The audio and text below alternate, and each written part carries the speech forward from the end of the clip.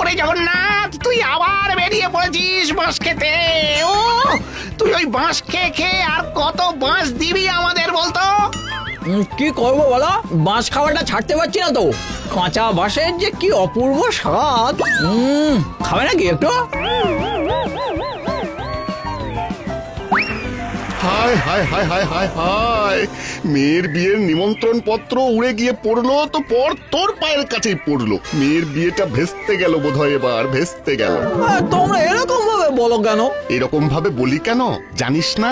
যে কজন তোর মুখ দেখে জগা, প্রত্যেকে বাঁশ খায়, বাঁশ বাঁশ। এবারে গ্রামেতে চাষে ভালো ফলন হলো না, কারণ তুই বাঁশ খেয়ে খেয়ে রোজ মুখ দেখাতিস। আরে সে তো পোকা লেগে গেছিল বলে, শস্যতে ভালো ফলন হয়নি। সেটা তো তোর জন্যই লেগেছিল। কি ভালো পাত্র পেয়েছিলাম গো, কি ভালো পাত্র, কত বড় সংস্থার মালিক। আমার মেয়েটার কি হবে কে জানে। যদি বিয়ে ভাঙে জগা, দেখিস আমি তোর কি করি, তোকে আমি গ্রাম ছাড়া করে ছাড়বো। আমাকে নেমন্তন্ন করলে না তো, শুধু গ্রাম থেকে তাড়ানোর হুমকি?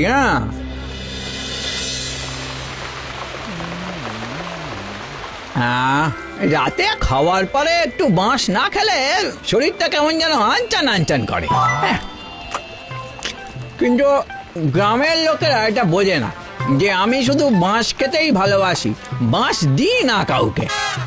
কিন্তু আমার দিকে তাকালেই যে কেন লোকজনের খারাপ হয় কে জানে। যত সব খারাপ চিন্তা। আহা, এবারে কচি বাঁশগুলোর স্বাদই আলাদা।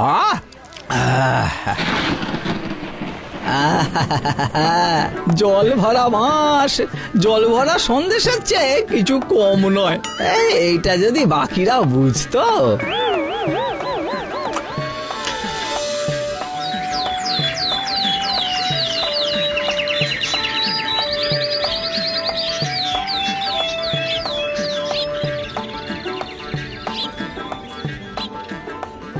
এবারের ইন্টারভিউটা উতরে দাও, তোমায় 1001 টাকা দিয়ে পুজো দেব। এটা যে অনেক বড় সংস্থা, হয়ে গেলে আমাকে আর ফিরে তাকাতে হবে না। এইবারটা উতরে দাও ঠাকুর।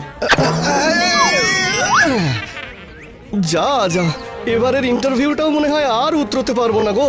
কেন তুমি বাঁশ বানাতে গেলে? বারে, না হলে এক্ষুনি তো কাদায় পড়ে জামাটাই নষ্ট হতো। সে হলে হতো, কিন্তু এখন তো পুরোটাই নষ্ট।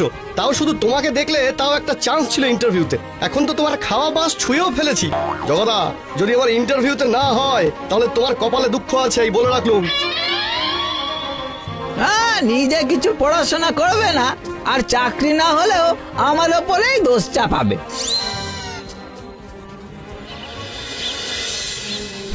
আরে কি কি কি এরকম হাঁপাচ্ছেন কেন পুরোহিত মশাই? বসুন বসুন বসুন, এই নিন দুটো ফল খেয়ে মাথাটা ঠান্ডা করুন।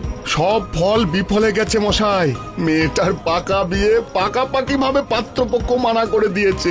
সব ভেঙে গিয়েছে, সব ভেঙেছে ওই জগার বাঁশ খাওয়া দেখার জন্য। কি বলছেন কি? এ তো সাংঘাতিক কাণ্ড। হ্যাঁ, সাংঘাতিক বলে সাংঘাতিক। আমি এত ভালো ইন্টারভিউ দিয়ে এলাম একটা বড় সংস্থায়, ভাবলাম হয়ে যাবে, কিন্তু না, হলো না। কারণ ইন্টারভিউ দিতে যাওয়ার সময় ওই বাঁশ খেকো জগন্নাথের মুখ দেখেছিলাম, ব্যাস ওতেই খেল খতম। ভাবুন, শুধু আমার চাকরি নয়, ওই সংস্থাটাই নাকি উঠে যাচ্ছে ওই জায়গা থেকে। তাহলে এবার তো কিছু একটা ব্যবস্থা করতেই হবে।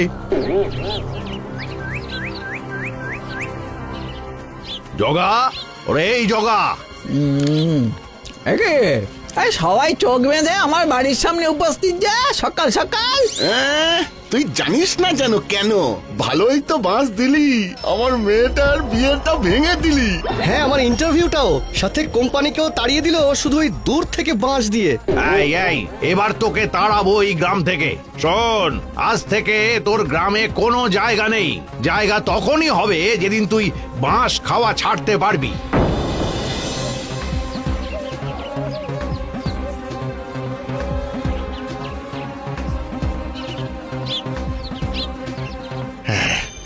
যাক বাবা, আজ থেকে গ্রামটা বাঁশ খাওয়া থেকে মুক্তি পেল।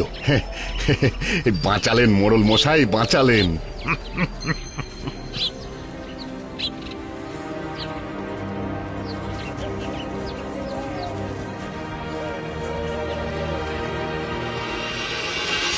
আগে 6 মাসেও প্রতিদিন 1 টাকা করে দিয়ে দ্বিগুণ টাকা পেলাম। এবার বলেছে তো 3 গুণ টাকা দেবে 2 দিন বাদেই। সত্যি রে, আজকাল কিসে এমন লাভ হয় বলতো? আমার কর্তা তো আবার কিছুটা জমি আগাম দিয়ে কিনে ফেলেছে। 3 গুণ টাকা পেলেই জমির বাকি টাকা দিয়ে দেবে বলেছে, জানিস? তোমাকে তো আগে দেখিনি এই গ্রামেতে।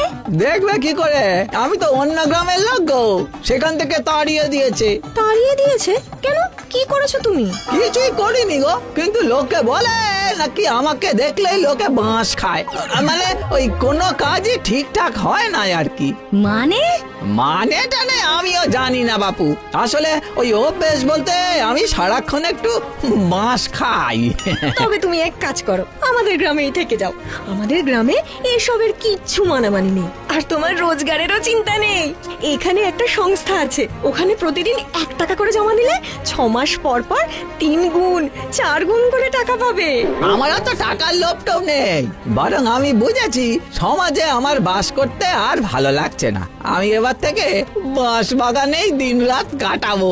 আচ্ছা, এই তোমাদের গ্রামের বাঁশ বাগানটা কোন দিকে একটু বলবে? ওরে বাবা, সে তো ভয়ের জায়গা, কেউ যায় না ওদিকে। ওখানে নাকি গ্রামের লোক মাঝে মাঝেই ভূতের চিৎকার শুনেছে। মানুষই তো আমাকে অদ্ভুত মনে করে বাঁশ খাই বলে, তাই না হয় ভূতের সাথেই থেকে যাব বাঁশ বাগানে। তোমরা কোন রাস্তায় যাবো খালি বলে দাও। এই তো, এই ডান দিকের রাস্তা ধরে 2 মাইল গেলেই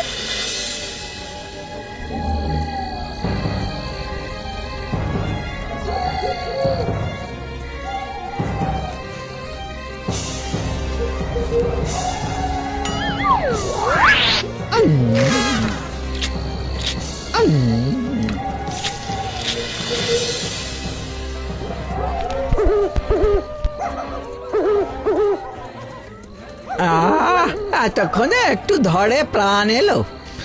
এবার একটু ঘুমোতে হবে, অনেক ধকল গেছে।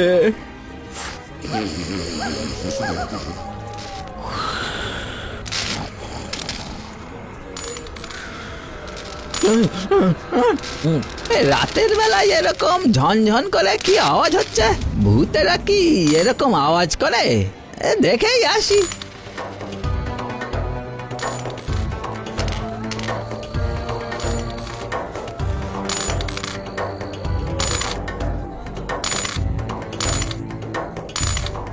কিরে, গোনা হলো? আর কত দেরি? ভোর হওয়ার আগে এখান থেকে পালাতে হবে।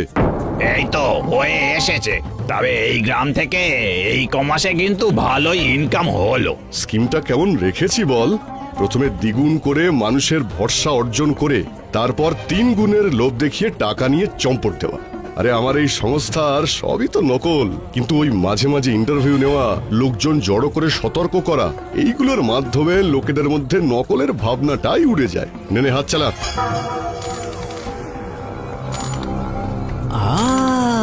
তার মানে এই ব্যাপার।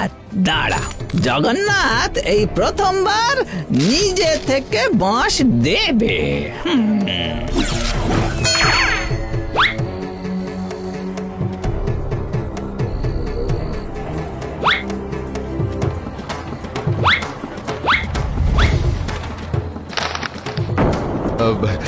ইয়ে না, মানে এসব তো তোমাদেরই টাকা, আমি তো শুধু গুছিয়ে রাখছিলাম। তাই বুঝি? তা গুছিয়ে রাখছিলে নাকি গুছিয়ে নিয়ে চম্পট দিচ্ছিলে?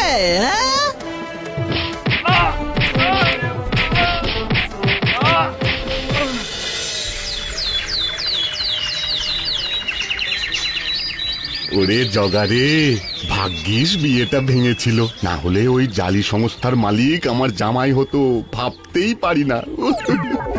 তুই তুই আমাকে ক্ষমা করে দিস জগা, তোকে গ্রাম ছাড়া করেছি আমি। জগাদা, ভাগ্যিস ওই ইন্টারভিউটাই হয়নি, আর ওই সংস্থাকে তুমি তাড়িয়ে দাওনি। ওরা এই যে চম্পট দিচ্ছে, এটা তো শুরুতে বুঝিনি। তুমি আমাকে ক্ষমা করে দিও জগাদা। জগারে, শোন শোন শোন, আজ থেকে তুই আর কোথাও যাবি না। তোর বাঁশ খাওয়ার আজীবনের দায়িত্ব আমার। এসব কুসংস্কার ছাড়া আর কিচ্ছুই নয়।